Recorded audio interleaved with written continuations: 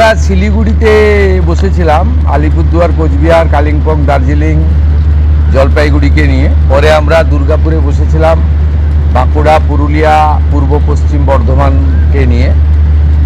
আজকে এখানে আমরা নদিয়া, উত্তর চব্বিশ পরগনা এবং হুগলিকে নিয়ে বসেছিলাম। অনুরূপ মিটিং আমাদের মালদাতে হবে, মালদা, মুর্শিদাবাদ, উত্তর এবং দক্ষিণ দিনাজপুরকে নিয়ে। অনুরূপ মিটিং আমাদের কোলাঘাটে হবে, পূর্ব পশ্চিম মেদিনীপুর, ঝাড়গ্রাম এবং হাওড়াকে নিয়ে। আমরা মূলত যেটা জোর দিয়েছি, শর্ট টার্মে নির্বাচিত এমএলএদের সঙ্গে প্রশাসনের সমন্বয়।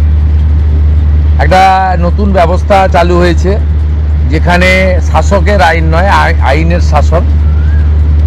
নতুন একটা বিশ্বের সর্ববৃহৎ রাজনৈতিক দল, যে দল নেশন ফার্স্ট মন্ত্রে বিশ্বাসী, তারা জনতা জনার্দনের আশীর্বাদ নিয়ে ক্ষমতা পেয়েছে।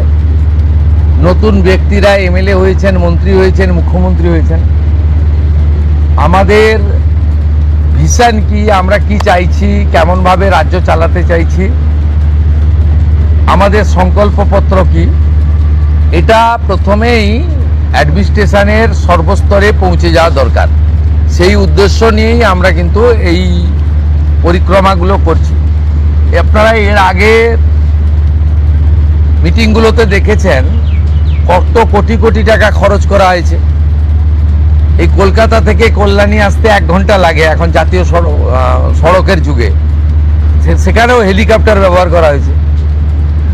এখানে কত রকমের খাবারের ব্যবস্থা, নিশ্চয়ই সারাদিন আছে, দুপুরবেলা একটু খাবার দিতে হবে। এখানে কত গাড়ির মেলা, এখানে অফিসাররা গাড়ি শেয়ার করে এসেছেন।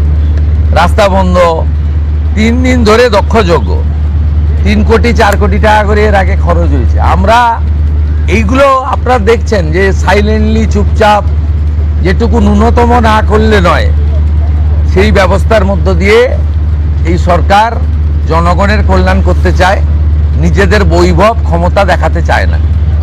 সেই জন্যই আমরা করছি। মিটিং খুব ফ্রুটফুল হচ্ছে। আমরা এত ডাক পাইনি 5 বছর। আমি প্রথম দিন থেকেই বলেছিলাম প্রশাসনিক মিটিংয়ে আমরা সব এমএলএদের ডাকবো, আর বিশেষ বিশেষ এমপিদের ডাকবো। আজকে বিশেষ বিশেষ এমপিদের মধ্যে বারাসাতের এমপিকে আমরা বিশেষ বিশেষভাবে ডেকেছিলাম, এসছেন উনি। আর আমাদের দলের এমপিদের আমরা ডাকছি সব জায়গায়, কারণ আমাদের এমপিদেরকে বিডিওরা পর্যন্ত, ওসিরা পর্যন্ত তাদের ফোন ধরতেন না। এই সিস্টেম তো ঠিক না। আমরা এখানে বলেছি আইপিএস আইএসরা জানেন একটা পাবলিক রিপ্রেজেন্টেটিভকে কিভাবে রেসপেক্ট দিতে হয়।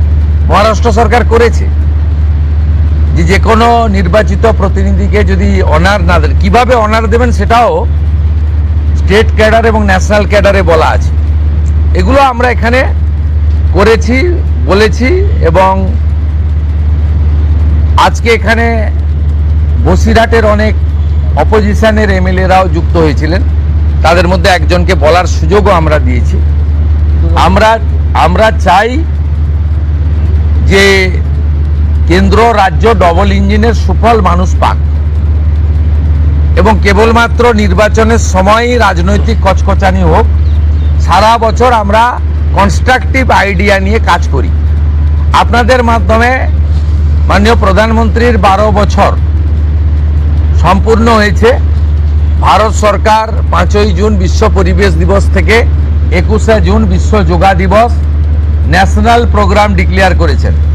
পশ্চিমবঙ্গ সরকার এই ন্যাশনাল প্রোগ্রামে পার্টিসিপেট করছে, আমরা ঘোষণা করেছি। 5ই জুন রাজ্যের সমস্ত ব্লকে এবং পুরসভাতে, ইনক্লুডিং কর্পোরেশনে, মায়ের নামে একটি গাছ লাগানোর কর্মসূচি হবে। প্রত্যেক বিধায়কদেরকে অরণ্য দপ্তর, পরিবেশ দপ্তর, দুটো দপ্তর নোডাল থাকবে। তারা ফলের গাছ দেবেন এলাকায় বিতরণ করার জন্য, এলাকায় লাগানোর জন্য।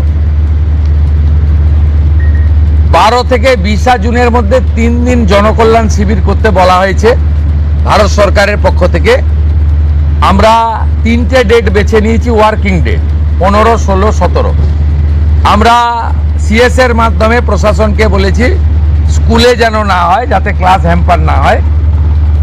বিডিওরা এবং পুরসভার ক্ষেত্রে সিওরা, আর কর্পোরেশনের ক্ষেত্রে কমিশনাররা দায়িত্বপ্রাপ্ত হবেন। বিধায়করা এবং যে এমপিরা সেখানে চিফ গেস্ট হবেন, ইনোগোরেটর হবেন, সব জায়গায় জনকল্যাণ শিবির হবে। সেখানে ভারত সরকার এবং রাজ্য সরকারের চালু থাকা এবং আগামী দিনে আসতে চলা সমস্ত স্কিম আমরা তার বেনিফিট মানুষকে দেব এবং সচেতন করব। 15, 16, 17 জুন, 21 জুন বিশ্ব যোগা দিবস। আয়ুষ ডিপার্টমেন্ট, যা পশ্চিমবঙ্গ সরকারের হেলথ ডিপার্টমেন্টের অন্তর্গত, এবং স্পোর্টস ডিপার্টমেন্ট মিলে করবে। পুলিশ থেকে, স্কুল থেকে, এনসিসি থেকে, নানা এনজিও অর্গানাইজেশন, উৎসবের মতো পৃথিবীর 200টা দেশ ভারতের যোগা দিবসকে গ্রহণ করেছে। আমরা বিচ্ছিন্ন ছিলাম, আমরা এবারে যুক্ত হলাম। উৎসবের মতো হবে। আয়ুষ ডিপার্টমেন্টের প্রোটোকল মেলে যেখানে যেখানে পাবলিক যোগা হবে তার আগে 2 দিন রিহার্সাল বা তাদের যা প্রোটোকল আছে, প্রোটোকল ভেঙে হঠাৎ করে যোগা পালন করতে কেউ যাবেন না, ছবি তোলার জন্য যাবেন না। সেই প্রোটোকল মেনে তারা করবেন। আজকে একটা নীতিগত সিদ্ধান্ত নিয়েছি, ক্যাবিনেটে এটা অনুমোদনের জন্য আমি রাখবো। আয়ুষ দপ্তরকে আমরা হেলথ থেকে আলাদা করছি। আমরা আয়ুষ মিনিস্ট্রি আলাদা করব এবং আয়ুষের ক্ষেত্রে আমরা একজন ভালো কম্পিটেন্ট অফিসারকে দায়িত্ব দেব করে আয়ুষের যে অপরচুনিটি রয়েছে গোটা দেশে, সেই অপরচুনিটিকে আমরা কাজে লাগাবো। আজকের সমন্বয় মিটিংয়ে প্রথম হচ্ছে কোঅর্ডিনেশনের কথা বলা হয়েছে, দ্বিতীয় বলা হয়েছে হেলথ সেক্টরকে প্রায়োরিটি দিতে, তৃতীয় বলা হয়েছে প্রি মনসুনের কাজকে প্রায়োরিটি দিতে, 4 বলা হয়েছে স্বাস্থ্যসাথীকে আয়ুষ্মান ভারতে কনভার্ট করা এবং লক্ষ্মীর ভাণ্ডারকে অন্নপূর্ণা যোজনায় কনভার্ট করার কাজ শুরু করা।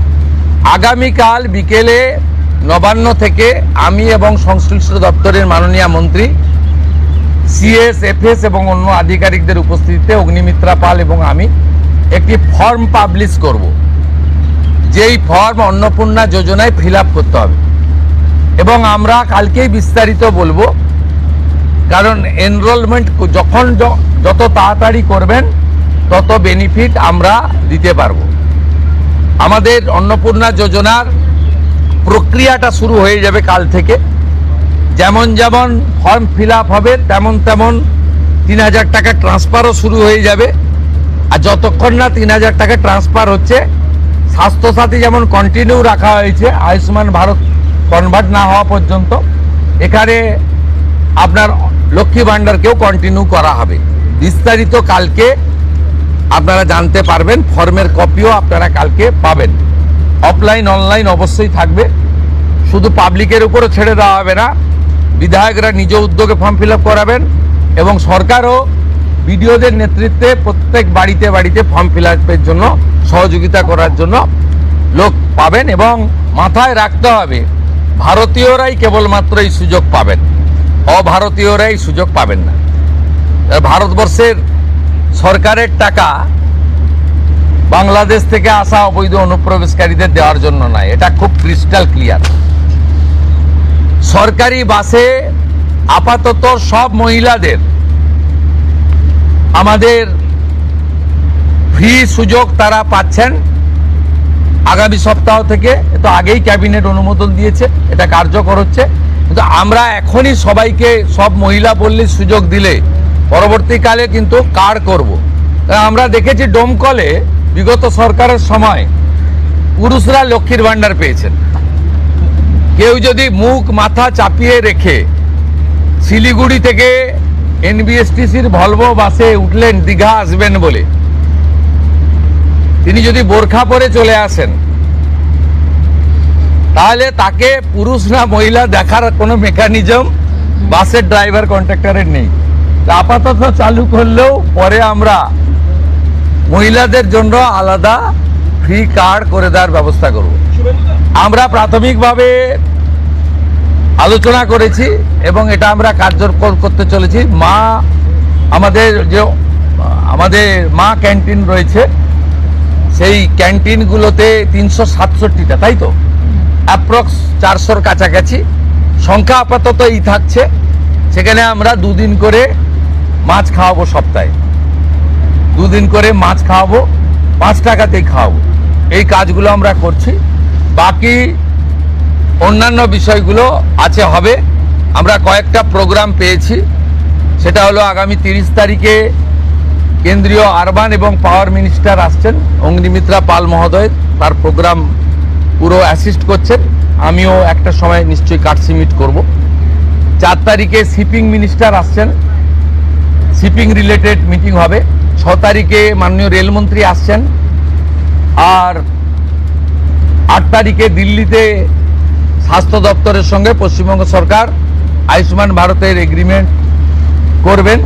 এই প্রোগ্রামগুলো আপনাদের মাধ্যমে আমরা জানাতে চাই। আমাদের সরকার, আপনাদের সরকার আগামী সপ্তাহ থেকে মুখ্যমন্ত্রীকে বলা বন্ধ হয়ে যাচ্ছে। তার জায়গায় আমরা নাম দিচ্ছি আপনার সরকারকে বলুন। আর পুরনো যে নাম্বার ছিল ওর নাম্বারেরও বদল আসছে।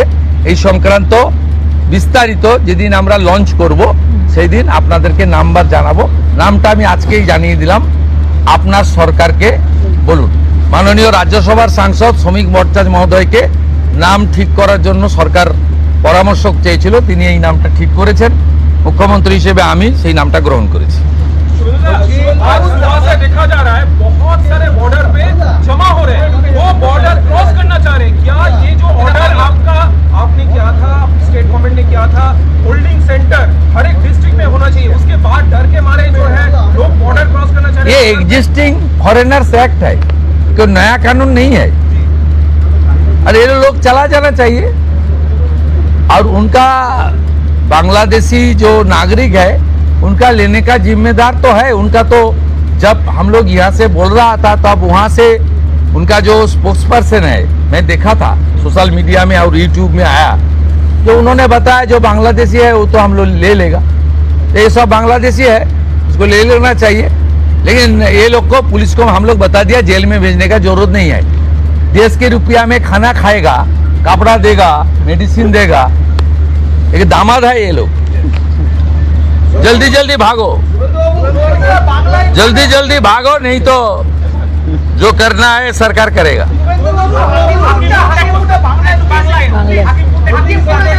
না না, আমি হাকিমপুর সম্পর্কে জানি না, আমি মিডিয়াতে দেখছিলাম। কিন্তু এটা নতুন কিছু নয়, প্রেজেন্ট অ্যাক্টই রয়েছে।